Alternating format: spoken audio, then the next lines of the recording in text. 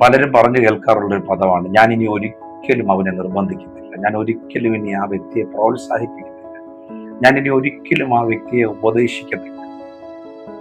എന്നാൽ നിങ്ങൾക്കറിയാമോ, 1628 ഇംഗ്ലണ്ടിൽ ജനിച്ച ഒരു മനുഷ്യനായിരുന്നു ജോൺ ബനിയൻ. കോപിഷ്ഠനും തന്റേടിയും ഒക്കെയായിരുന്ന ആ മനുഷ്യനെ ഒരു ദിവസം തന്റെ ഭാര്യ തന്നെ ആലയത്തിൽ പോകാൻ നിർബന്ധിച്ചു, കൂടെ നിർബന്ധിച്ചു. എന്നാൽ ഒരു ദിവസം ഭാര്യയുടെ നിർബന്ധത്തിന് വഴങ്ങി ആ മനുഷ്യൻ ആലയത്തിൽ പോയി. അന്നത്തെ ആരാധനയിൽ അദ്ദേഹത്തിന് വലിയ പാപബോധം ഉണ്ടായി, മാനസാന്തരം ഉണ്ടായി, യേശുവിനെ രക്ഷകനായി സ്വീകരിച്ചു. പിന്നീട് അദ്ദേഹത്തെ അറിയപ്പെട്ടത് ഇരുണ്ട കാലഘട്ടത്തിലെ തീജ്വാല എന്നായിരുന്നു. കാരണം തന്റെ ജീവിതത്തിനകത്തെ മാറ്റം തന്നെ അതിശക്തനായ ഒരു സുവിശേഷകനാക്കി മാറ്റുവാനിടയായി.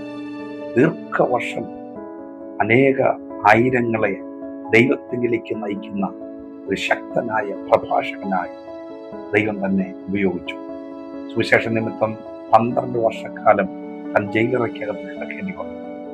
താൻ ഇപ്രകാരം പറഞ്ഞൊരു പദമുണ്ട്, ഇന്ന് എന്നെ ജയിലിൽ നിന്ന് നിങ്ങൾ വിമോചിപ്പിച്ചാൽ നാളെ ഞാൻ സുവിശേഷം പ്രസംഗിക്കും. അത്രമാത്രം ശക്തനായ ഉണർവുകൾക്ക് നേതൃത്വം കൊടുത്ത ഒരു ദൈവ മനുഷ്യനായി അദ്ദേഹം മാറി. എന്താണ് അങ്ങനെ മാറുവാനുള്ള കാരണം? തൻ്റെ ഭാര്യയുടെ നിർബന്ധമാണ്. ഞാനിത് എന്തിനെ പറഞ്ഞെന്നറിയാമോ?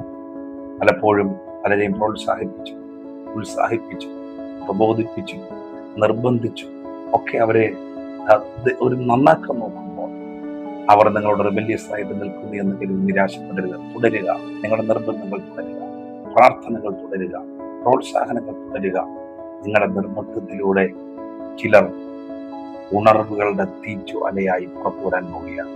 നിങ്ങളുടെ പ്രോത്സാഹനം നിങ്ങളുടെ ഭവനത്തിനകത്ത് ചിലരെ ആള് മാറിയവരാക്കി മാറ്റാൻ പോവുകയാണ്.